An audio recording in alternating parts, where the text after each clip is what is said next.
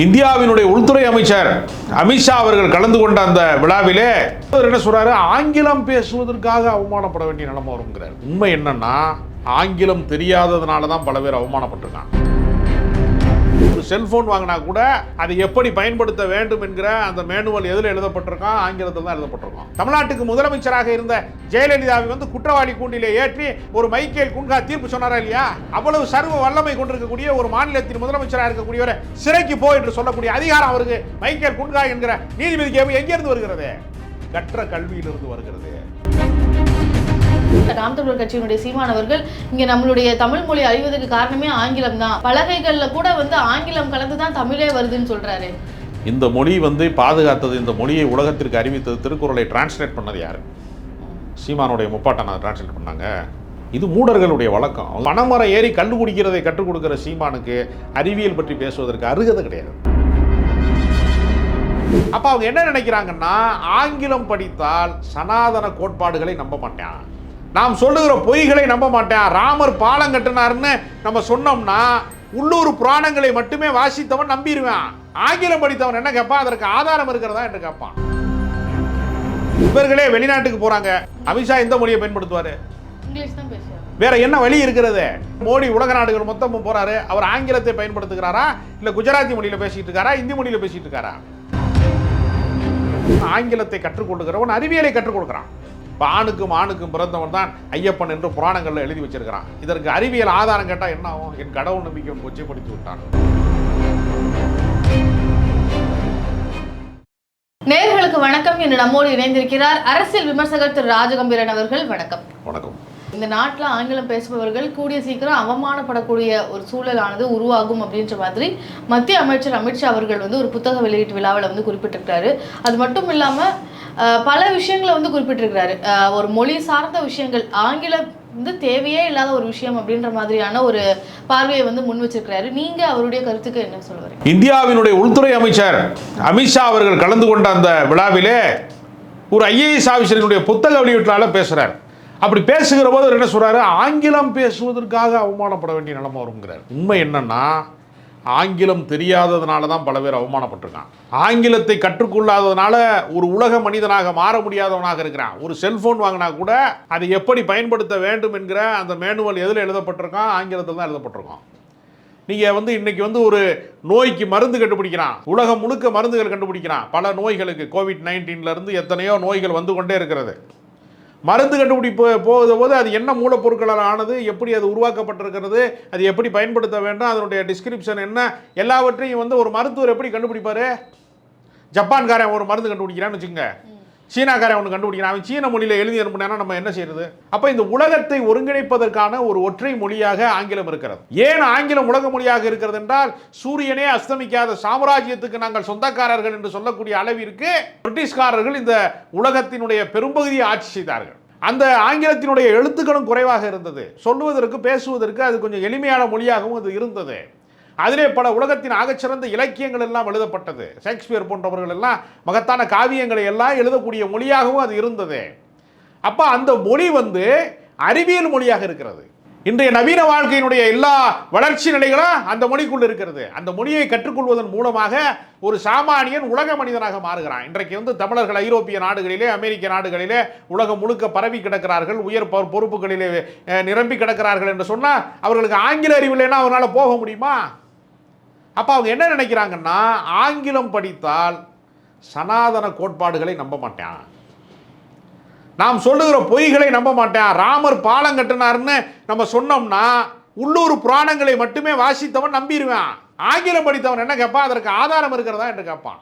இன்னைக்கு சாதாரண குழந்தைகள் கூட என்ன செய்யறான்னா, ஒரு விஷயத்தை சொன்னால் அது வாத்தியார் பாடம் நடத்திக்கிட்டு இருக்கிற போதே வாத்தியாருக்கு தெரியாமலே மொபைல் ஃபோனை வச்சு கூகுளில் செக் பண்ணுறாங்க, அவர் ஒழுங்காக பாடம் நடத்துகிறாரான்னு.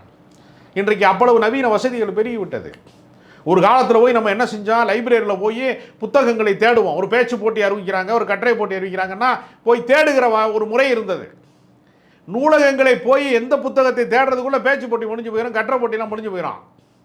ஆனால் இன்றைக்கு கூகுளில் போய் ஒரு வார்த்தையை நீங்கள் சொடுக்கினால், ஒரு வார்த்தையை நீங்கள் டைப் பண்ணீங்கன்னா அது கொட்டுது எல்லா விதமான விஷயங்களையும். அப்போ இன்றைய நவீன வாழ்க்கையிலே நிறைய மாற்றங்கள் நிகழ்ந்து கொண்டே இருக்கிறது. இந்த மாற்றத்தை புரிந்து கொண்டவன் ஆங்கிலத்தை கற்றுக்கொண்டவன், உலக மனிதனாக மாறுகிறவன், அறிவியல் கருத்துக்களை ஏற்கிறவன் சனாதன கருத்துக்களை ஏற்க மாட்டான், ஆர்எஸ்எஸ் கோட்பாடுகளை ஏற்க மாட்டான். மனிதன் வந்து தலையிலே பிறந்தான், மார்பிலே பிறந்தான், காலிலே பிறந்தான், தோளிலே பிறந்தான் என்று சொல்லக்கூடிய மூட நம்பிக்கைகளுக்கு அவன் எதிரானவனாக மாறிடுறான். ஆனால் அமித்ஷா அவர்கள் வந்து வேறு சில விஷயங்களும் சொல்றாரு. அதாவது ஒரு நாட்டினுடைய கலாச்சாரம், வரலாறு, இல்லை ஒரு உணர்வுகளை வந்து மற்ற மொழிகள் மூலமாக புரிந்து கொள்ள முடியாத ஒரு சிக்கல் இருக்கு அப்படின்றத சொல்றாரு. அது எந்த அளவுக்கு? அதாவது அவர்கள் கலாச்சாரம் என்று சொல்லுகிறது, பண்பாடு என்று சொல்லுவது மத பண்பாடைத்தான் அவங்க பண்பாடுன்னு சொல்லுவாங்க. அவர்கள் கலாச்சாரம் என்று பொதுவாக சொல்லுவாங்க, இந்திய கலாச்சாரம் என்று பேசுவார்கள். உள்ளுக்குள்ளே போனால் இந்துத்துவ கலாச்சாரத்தை தான் அவர்கள் சொல்வார்கள், மத பண்பாட்டை தான் அவர்களும் சொல்வார்கள். என்னை கேள்வியே கேட்கக்கூடாது, கேட்டால் என்னுடைய மதத்தினுடைய உணர்வுகள் புண்பட்டு விடும்பாங்க. இப்போ ஆணுக்கும் பிறந்தவன் தான் ஐயப்பன் என்று புராணங்களில் எழுதி வச்சிருக்கிறான். இதற்கு அறிவியல் ஆதாரம் கேட்டால் என்ன ஆகும்? என் கடவுள் நம்பிக்கை கொச்சைப்படுத்தி விட்டான். ஆங்கிலத்தை கற்றுக்கொள்கிறவன் அறிவியலை கற்றுக் கொடுக்குறான். அறிவியலை கற்றுக்கொண்டால் அவன் ஆர்எஸ்எஸ் கோட்பாடுகளுக்கு கேள்வி கேட்பான். கேள்வி கேட்டால் அவர்களுடைய சனாதனம் என்று சொல்லக்கூடிய அந்த பொய் திரை விலகிவிடும். அது அவர்கள் அச்சப்படுகிறார். நான் என்ன கேட்குறேன்னா, கல்வி என்பது என்ன என்று ஒரு அறிஞரிடத்திலே கேட்டபோது அவன் சொன்னான், அரசாங்கம் என்பது அதிகாரத்தை குவித்து வைத்திருக்கிறது. அதிகாரத்திலே சாமானியனுக்கு பங்கு இருக்கிறதா? ஒரு எளிய மனிதனுக்கு ஏதாவது அதில் பங்கு இருக்கிறதா? எதுவுமே கிடையாது. ஆனால் சாமானிய மனிதனை அதிகாரத்திலே பங்கேற்க வைப்பது எது?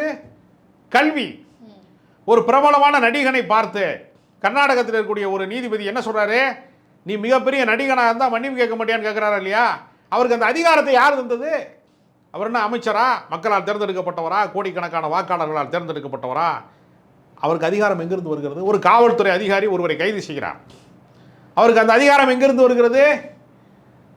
எல்லா நடவடிக்கையும் பின்னால் ஒரு வருமான வரித்துறை வந்து ஒருத்தர் வந்து சோதனை செய்கிறார்கள். அவருக்கு அப்படி சோதனை செய்வதற்கான அதிகாரம் அவருக்கு எங்கிருந்து வருகிறது? சில பேர் பொண்டாட்டி வந்து பாக்கெட்டில் பணம் இருக்கான்னு புருஷனுக்கு தெரியாமல் செக் பண்ணால் கோவப்படுறாங்கல்ல. வருமான வரித்துறை செக் பண்ணால் கோவப்பட முடியுமா? எங்கே என்னென்ன பணம் வச்சிருக்க, என்ன நகை வச்சிருக்க, அதிகாரம் இருக்குல்ல. அந்த அதிகாரம் எங்கிருந்து பிறக்கிறது? கல்வியிலிருந்து தானே பிறக்கிறது. ஒரு சட்ட வல்லுநராக இருக்கிறவர் ஜட்ஜாக மாறுறாரு, ஒரு சிறந்த படிப்பாளியாக இருக்கிறவர் ஐஆர்எஸ் ஆஃபீஸராக மாறுகிற போது வருமான வரித்துறையின் அதிகாரியாக மாறுகிறாரு. தமிழ்நாட்டுக்கு முதலமைச்சராக இருந்த ஜெயலலிதாவை வந்து குற்றவாளி கூண்டிலே ஏற்றி ஒரு மைக்கேல் குன்ஹா தீர்ப்பு சொன்னாரா இல்லையா? தீர்ப்பு அப்ப அவ்வளவு சர்வ வல்லமை கொண்டிருக்கக்கூடிய ஒரு மாநிலத்தின் முதலமைச்சராக இருக்கக்கூடியவரை சிறைக்கு போ என்று சொல்லக்கூடிய அதிகாரம் அவருக்கு மைக்கேல் குன்ஹா என்கிற நீதிபதிக்கு எங்கிருந்து வருகிறது? கற்ற கல்வியிலிருந்து வருகிறது. அப்போ ஆங்கிலம் படிக்காமல் இருந்தான்னா அவன் என்ன செய்வான்? புஷ்ப விமானத்தில் பறந்து போனாங்க அப்படின்னு புராண கதையை சொன்னால் ஏற்றுக்கிடுவேன். ராமர் பாலம் கட்டினார்னு சொன்னால் ஒத்துக்கிடுவேன். இப்போ பாரத் மாதாக்கு சொன்னால் போதும், நமக்கு வந்து சாப்பாட்டுக்கு வந்து எதுவும் செய்ய வேண்டியதில்லை சொன்னால் ஒத்துக்கிடுவேன். அப்போ எல்லா வச்சிருக்கும் காரணங்களை தேடுகிற ஒரு விஷயம் இருக்கிறது. நான் இன்னொன்று சொல்கிறேன், ஒரு கடந்த கால வரலாறு சொல்கிறேன்.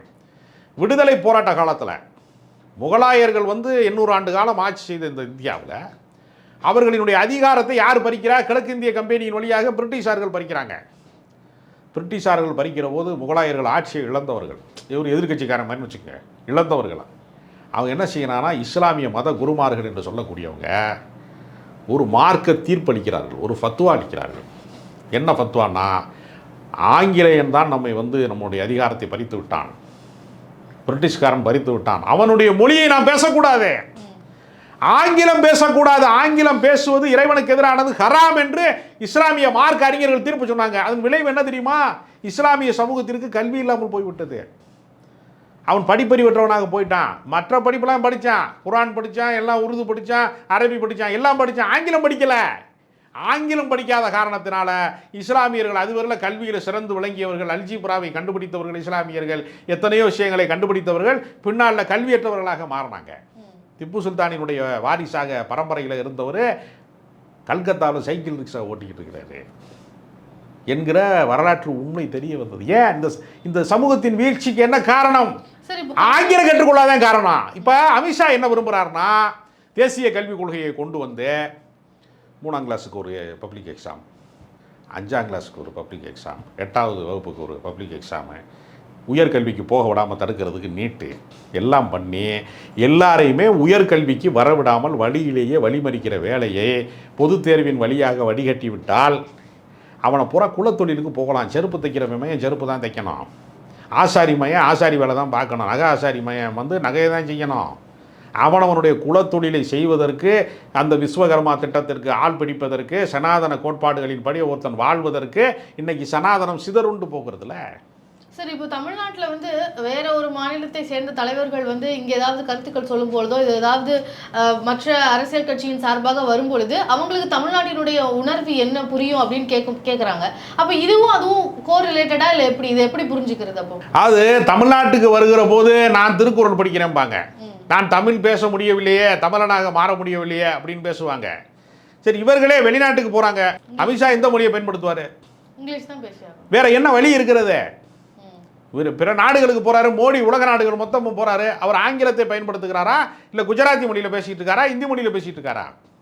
இவர்களுடைய நோக்கம் என்னவென்றால் சாமானிய மக்களிடமிருந்து கல்வியை பறிக்க வேண்டும், அதன் வழியாக கல்வியை பறிப்பதன் வழியாக அவர்களை அதிகாரமற்றவர்களாக மாற்ற வேண்டும், மனிதர்களை வந்து மந்தைகளாக கூட்டங்களாக வைத்திருக்க வேண்டும், படிப்பறிவற்றவர்களாக இருக்கணும். பாரத் மாதாக்கு ஜெயின்னு சொன்னால் அவன் ஓட்டு போடணும், பசிக்கு அவன் ரொட்டியை தேடக்கூடாது, கோதுமை இருக்கிறதா என்று கேட்கக்கூடாது, அவனை வந்து இப்படியே வச்சிருக்கணுங்கிறதுக்கு சனாதன கோட்பாட்டின்படி அவன் ஜாதியினுடைய குலத்தொழிலை பார்த்து கொண்டு நீ தலித்தா பட்டியலினமா நீ சேரியில் தான் இருக்க வேண்டும், ஊருக்குள்ளே வரக்கூடாது என்று சொல்லுகிற கடந்த கால நடைமுறைகளை பெண்கள் கல்வி இருக்கக்கூடாது சனாதன கோட்பாடுபடி. படி தாண்டாதவன் தான் பத்தினின்னு சொன்னானா இல்லையா? இன்றைக்கு படி தாண்டாமல் யார் வாழ முடியும்? எல்லாரும் வேலை வாய்ப்புக்காக, படிப்பதற்காக, வேலை வாய்ப்புக்காக, உயர்கல்விக்காக ஒவ்வொரு நாளும் படிக்கட்டில் லிஃப்ட்டை தாண்டி போயிட்டு இருக்காங்க எல்லாரும்.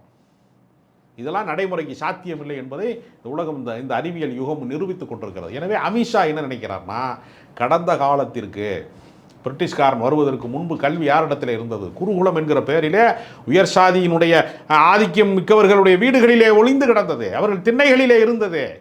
கல்வி நிலையங்களை உருவாக்குகிற வாய்ப்பை பிரிட்டிஷ்காரன் தானே கொடுத்தா, வெள்ளைக்காரன் தானே கொடுத்தா, ஆங்கிலேயர் தானே நம்ம கொடுத்தா. இன்றைக்கு நீங்கள் சென்னை மாதிரியான மிகப்பெரிய மாநகரங்களிலே மூத்த கல்லூரியாக இருப்பது எது? மிக நீண்ட காலத்துக்கான கல்லூரியாக இருப்பது லயோலா கல்லூரி. மதுரையிலே மிக நீண்ட காலத்திற்கு முன்பே தொடங்கப்பட்ட கல்லூரியாக, நூற்றாண்டு கண்ட கல்லூரியாக இருப்பது எது? ஒவ்வொரு ஊர்லையும் நீங்கள் ஆராய்ந்து பார்த்தீங்கன்னா தெரியும், மதுரையில் அமெரிக்கன் கல்லூரி. அப்போ கல்விக்காக யார் முதலில் கதவுகளை திறந்து விட்டார்கள்? அவர்கள் தான் சனாதனத்தை சாகடித்தவர்கள். அந்த கோபம் இருக்கிறது. இவர்களுக்கு பார்ப்பனியத்தை நிறைவேற்ற வேண்டும், சாதிய அடுக்குமுறையிலே மீண்டும் சமூகத்தை கட்டமைக்க வேண்டும். இந்த சனாதன கோட்பாட்டை இன்றைக்கு இருக்கக்கூடிய புதிய இளைஞர்கள், கற்றறிந்தவர்கள், படித்தவர்கள் கேள்வி கேட்குறான். அவனை கேள்வி கேட்காமல் இருக்கிறதுக்கு நீ ஆங்கிலமற்றவனாக இரு, அறிவற்றவனாக இரு என்று இந்தியாவினுடைய உள்துறை அமைச்சர் அமித்ஷா பேசுகிறார். இது ஒரு அதிகாரத்தில் இருந்து கொண்டு பேசுகிறார். இப்போ ராகுல் காந்தி அவர்கள் வந்து இவருடைய கருத்துக்கு கண்டனம் தெரிவிச்சிருக்கிறாரு. ஆங்கிலம் அப்படின்றது அதிகாரத்தை நோக்கி செல்லக்கூடிய ஒரு விஷயமா மாறி இருக்கு அப்படின்றத பதிவு பண்றாரு.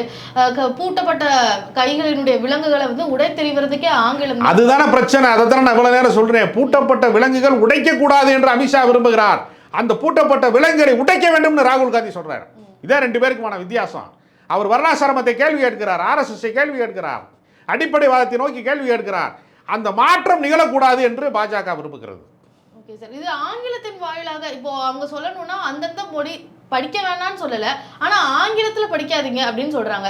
அப்படின்னா நீங்க சொல்றபடி பார்க்கணும்னா அவங்க குலத்தொழிலுக்கு போகணும்னு நீங்க படிக்கவே வேணாம், தொழிலை பார்க்க போங்க அப்படிதானே சொல்லுங்க. அதாவது எப்படின்னா, ஆங்கிலம் தெரியவில்லை என்றால் அவன் ஊரை அவன் தாண்ட முடியாது. இப்போ நீங்கள் தமிழ் இலக்கியத்திலே எத்தனையோ மகத்தான காவியங்கள் வந்து எழுதப்பட்டிருக்கிறது. கம்பனினுடைய கவிதைகள் எழுதப்பட்டிருக்கிறது, திருக்குறள் எழுதப்பட்டிருக்கிறது, சங்க இலக்கியம் இருக்கிறது, எல்லா செம்மொழிக்கான எல்லா செழுமையும் தமிழ் இலக்கியத்தில் இருக்கிறது.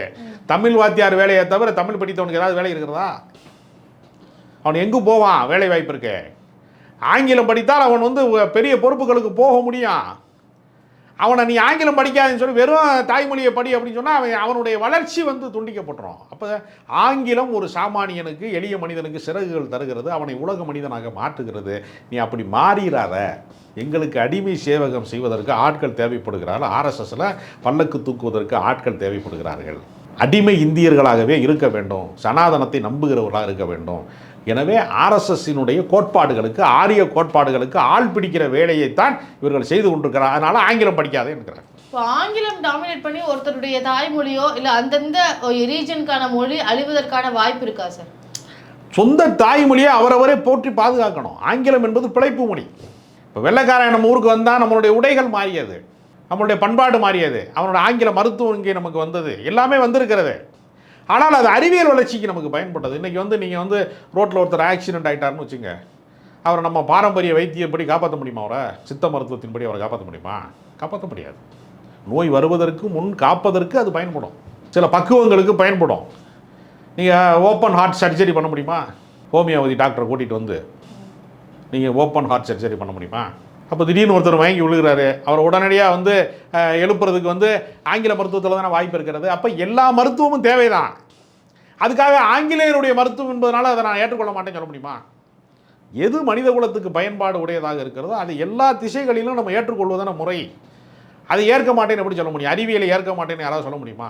இப்போ பழனி கோயிலுக்கு நம்ம சாமி கும்பிட போகிறோம், நம்மால் நடந்து போக முடியாத பக்தர்களுக்கு ரோப்கார் வசதி செஞ்சு தராங்கல்ல. அறிவியல் துணை இல்லாமல் ஏதாவது இருக்குமா? இன்றைக்கு கோவில்களிலே வந்து பழைய காலத்து விளக்குகளை மட்டுமா ஏற்றி கொண்டாங்க, மின் விளக்கு பொருத்தப்படலையா? எந்த மதமாக இருந்தாலும் அறிவியலை பின்தொடராமல் இருக்க முடியுமா? நபிகள் நாயகம் காலத்திலே வந்து எல்லாரும் ஒட்டகத்தில் போனாங்க. இஸ்லாமிய தொழிலதிபர்கள்லாம் ஒட்டகத்தில் போவாங்களா? தொழிலதிபர்கள் வந்து ஃபார்ச்சுனர் காரில் இருந்து பென்ஸ் காரு ஆடி கார்லாம் வச்சுருக்காங்கல்ல. அப்போ எல்லாருமே நவீன வாழ்க்கைக்குள்ளே போய்தான் ஆகணும். நான் போக மாட்டேன்னு சொல்ல முடியுமா?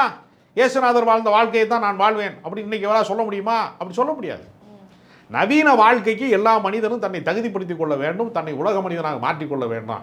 ஆங்கிலம் தெரியவில்லைன்னா அவன் இந்த உலகத்திலே வாழ்வதற்கு அன்ஃபிட் ஆயிடுவான். நீங்கள் இந்த இந்த கான்டெக்ட்டை பொறுத்த வரைக்கும் நீங்கள் ஒரு பார்வையை முன்வைக்கிறீங்க சார். ஆனால் இங்கே நம்ம தமிழ்நாட்டில் இருக்கக்கூடிய நாம் தமிழர் கட்சியினுடைய சீமானவர்கள் இங்கே நம்மளுடைய தமிழ் மொழி அழிவதற்கு காரணமே ஆங்கிலம் தான், ஒரு பலகைகளில் கூட வந்து ஆங்கிலம் கலந்து தான் தமிழே வருதுன்னு சொல்கிறாரு.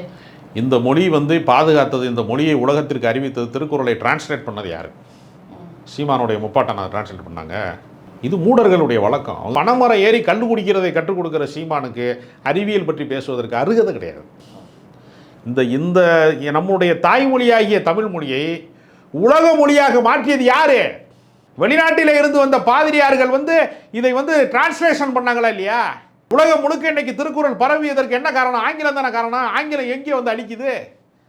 இவர்களை முட்டாள்களாக வைத்திருக்க வேண்டும் என்கிற சங்கிகளினுடைய வேலை திட்டத்திற்கு சீமான் துணை போகிறார் என்பதுதான் இதில் இருந்து வெளிப்படக்கூடிய உண்மை.